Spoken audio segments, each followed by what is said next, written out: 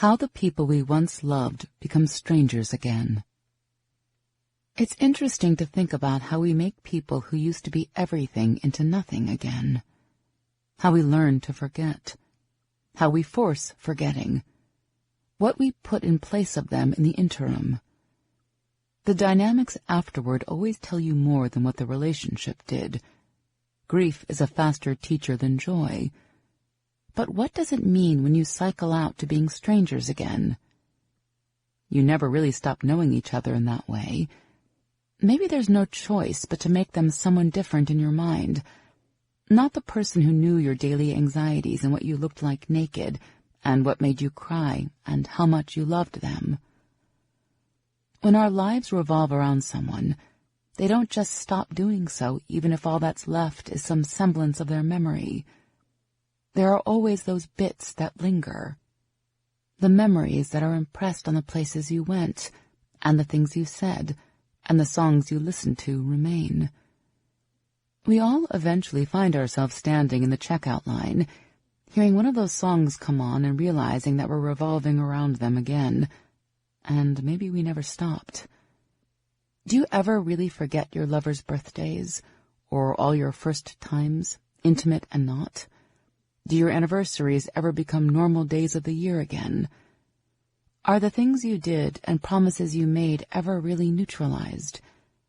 Do they become void now that you're broken up, or do you decidedly ignore them because there's simply no other choice? The mind tells you to go on, and forces your heart to follow suit, I guess.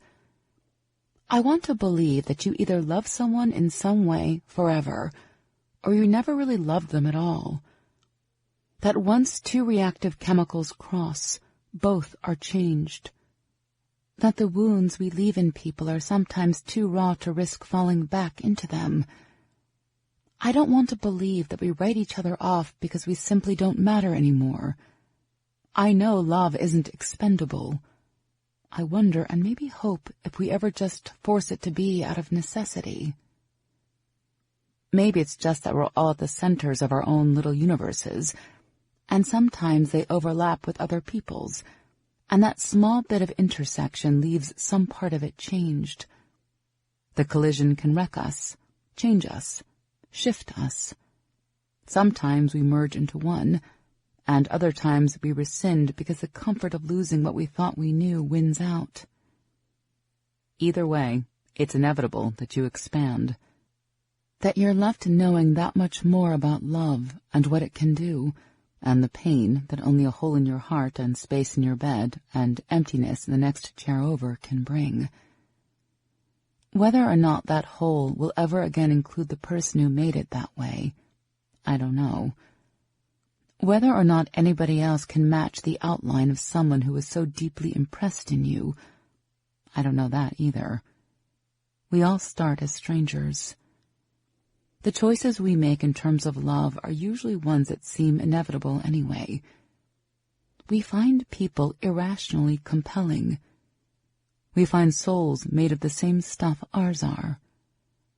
We find classmates and partners and neighbors and family friends and cousins and sisters, and our lives intersect in a way that makes them feel like they couldn't have ever been separate. And this is lovely. But the ease and access isn't what we crave. It isn't what I'm writing about right now. It isn't what we revolve around after it's gone. We are all just waiting for another universe to collide with ours, to change what we can't ourselves. It's interesting how we realize the storm returns to calm, but we see the stars differently now, and we don't know, and we can't choose whose wreckage can do that for us.